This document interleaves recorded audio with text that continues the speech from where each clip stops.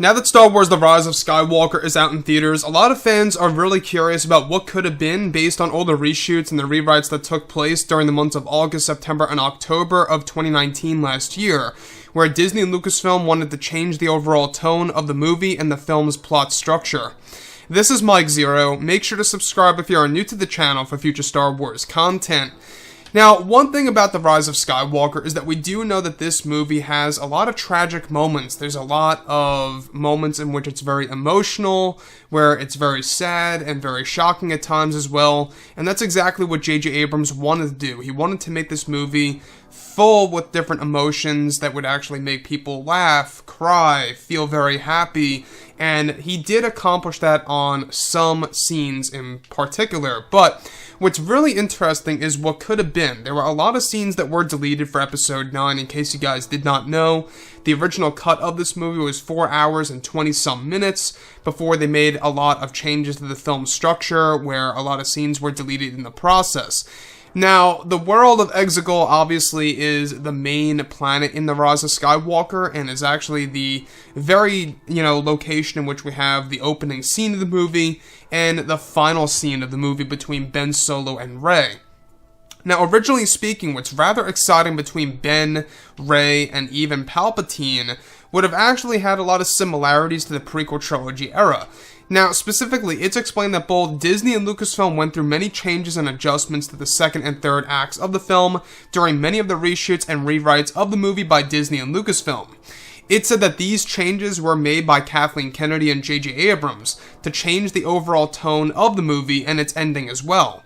These adjustments led to a series of deleted scenes for the film, including a major piece during the ending of the world of Exegol. It's explained that one of the scenes that were deleted during the reshoots involved a segment in the film where Rey and Ben Solo would originally have fought Palpatine, where he was able to use his very own lightsaber and clashing with both Rey and Ben Solo in a 2-on-1 lightsaber duel. This saber duel was said to mimic the duel in The Phantom Menace. However, this particular duel had an entire crowd of Sith loyalists watching and observing the fight from afar. Eventually, this scene would lead to a segment in which Palpatine is killed by both Ben and Rey, where his spirit is able to escape his dead corpse and enters into the Acolyte's body. Once the Acolyte's body becomes possessed by Palpatine's spirit, is where Ben and the Acolyte would fight to the death, where he kills the Acolyte by use of his lightsaber, where the spirit now invades Ben Solo's body. The original segment of the possessed Ben Solo by Palpatine's spirit was originally going to force push Rey into a wall, where she would become unconscious on the ground, where the Force Ghost of the past would eventually appear, gaining the ability to pull the spirit of Palpatine out of Ben Solo's body and dragging him into the netherworld of the Force.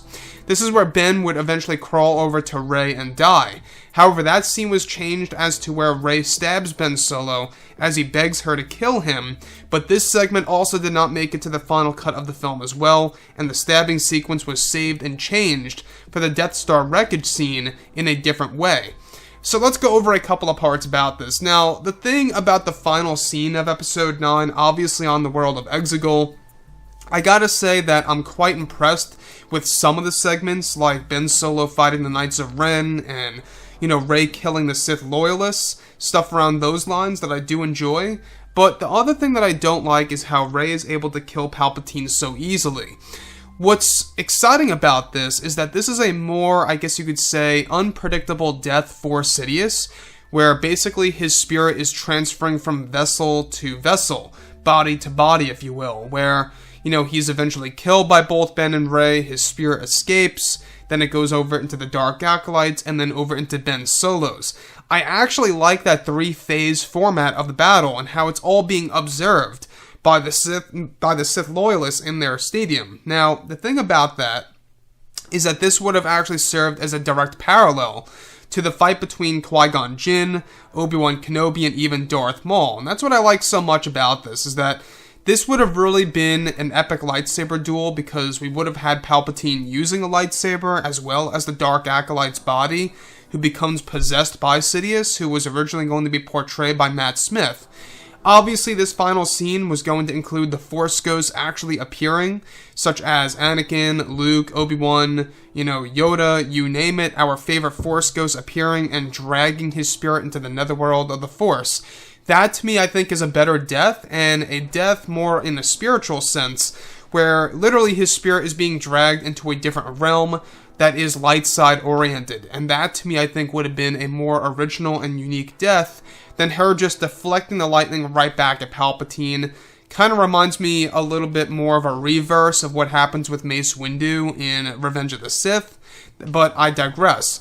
The thing about the changes, though, obviously, is that they wanted to decrease the running time of this movie, and they also wanted to change the overall tone of Episode 9 in particular. And that, to me, I think is rather unfortunate because we had a lot of missed opportunities here with the sequel trilogy, without a doubt. So, anyways, guys, drop a comment below. Let me know what you think about all of this in the comments, and if you guys did enjoy the content for today, do make sure to drop a thumbs up on this video to support the channel. I thank you all so very much for the kind support, and I'll catch you guys next time.